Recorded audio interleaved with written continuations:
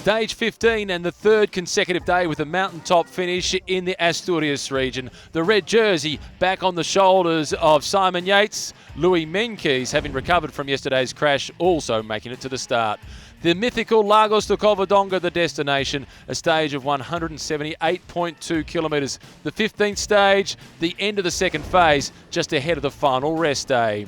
Weather conditions starting out idyllic with 21 degrees at the start line. Breakaway group of 12 forming early, amongst them the Kiwi George Bennett for Lotto NL Jumbo, support from his teammate Danny Van Poppel. Also in the breakaway, Ben King looking for more success as the Mitchelton Scott team were containing the breakaway but no great concerns. Bennett the best placed overall, more than 10 minutes down. As the race was approaching the climbs at the midway point on the stage, Astana took over.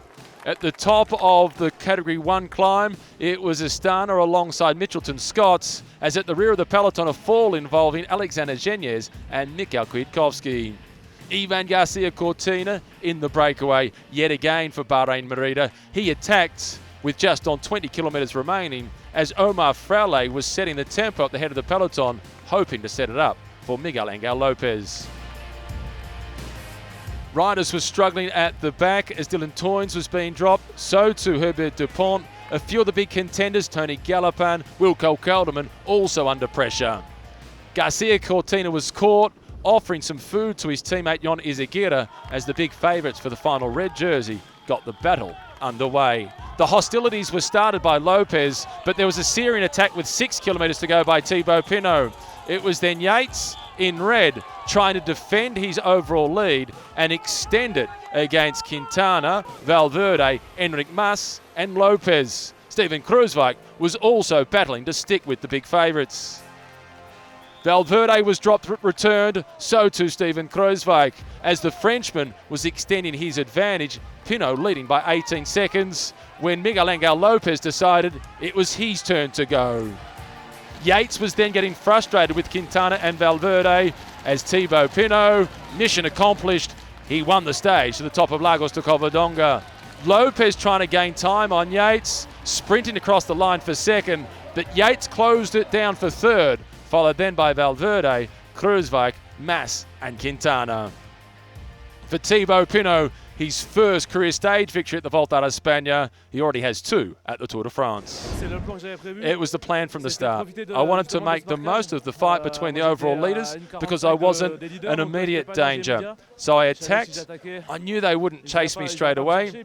And with 15 seconds and my good form, I knew I could go. The stage victory for Thibaut Pinot also puts him back in the calculation for the overall standings. He won the stage, 28 seconds clear of Lopez. It was then Yates, Valverde and Kruijswijk rounding out the top 5. For Simon Yates, extending his lead in the battle for red. 26 seconds now, his advantage over Alejandro Valverde. It's then Quintana, Lopez, Kruijswijk, Mas and Pinot once again has got himself in as a factor to be concerned about. The battle for the green jersey, it's Alejandro Valverde extending his lead today ahead of Peter Sagan, followed then by Ben King and Dylan Toynes. Valverde also leads the race for the white jersey for the combination classification, locked together with Miguel Angel Lopez. Luis Angel Mate, the advantage in the race for the King of the Mountains classification has been reduced, but he still holds on. The team classification is being led by Bahrain Merida. Stage 16, the individual time trial. Torrelavega, 32 kilometres, that's the destination. It's not mountainous, nor is it flat. It's a true test against the clock. Before then, it's the rest day, and then the hostilities resume in the race for red with Simon Yates at the top of the general classification.